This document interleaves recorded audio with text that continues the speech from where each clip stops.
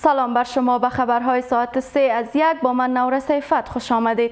نیروهای امنیتی در 24 ساعت اخیر 17 تن را در پیوند به سرقت و فساد اخلاقی از ولایت‌های نیمروز، بلخ، غزنی و هرات بازداشت نمودند که از این میان 2 تن در پیوند به فساد اخلاقی، 10 تن در پیوند به سرقت از ولایت نیمروز و 2 سارق مسلح از بلخ بودند.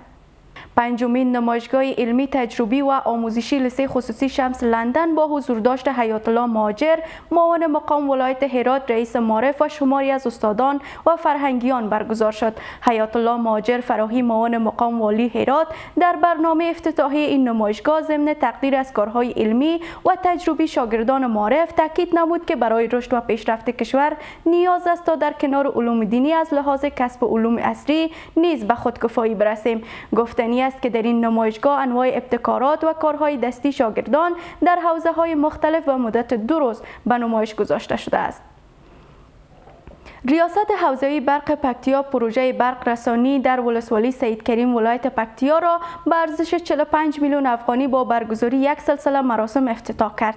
به گفته مولوی انورشاه، رئیس حوزوی برق پکتیا، از این پروژه حدود 1800 خانواده در قریه‌های سنگ سرخ، قلعه سرخ، ملنگ، بازار سید کریم و غیره بهره‌مند شدند. سرپرست وزارت مهاجرین و عودت کنندگان از افغانهای مهاجر خواست تا به اصول و قوانین کشورهای میزبان احترام بگذارند. وی در مراسم در لوگر بار دیگر از مهاجران افغان خواست تا به کشور برگردند. وزارت امور داخله بر تطبیق و فرمان رهبر امارت اسلامی درباره خودداری از حمل و نگهداری جنگ افزارهای سبک و سنگین و بدون مجوز تاکید کرده است.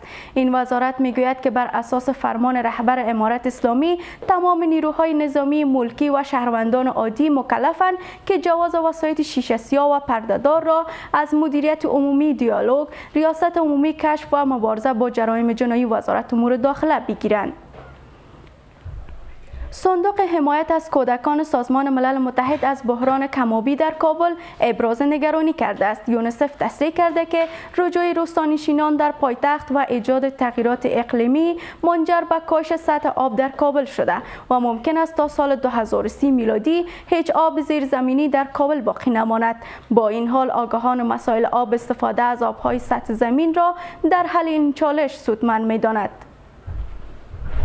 کاردار سفارت افغانستان در پاکستان گفته که تقویت همکاری‌های اقتصادی به سود کل منطقه است. سردار احمد شکیب تحریم‌های غرب، بسته شدن مکرر گذرگاه‌ها و افزایش ناگهانی و یکجانبه تعرفه‌های گمرکی را از برجسته‌ترین چالش‌های فراروی بازرگانان و تجارت افغانستان دانسته و خواهان ایجاد سهولت‌ها در این زمینه شده است.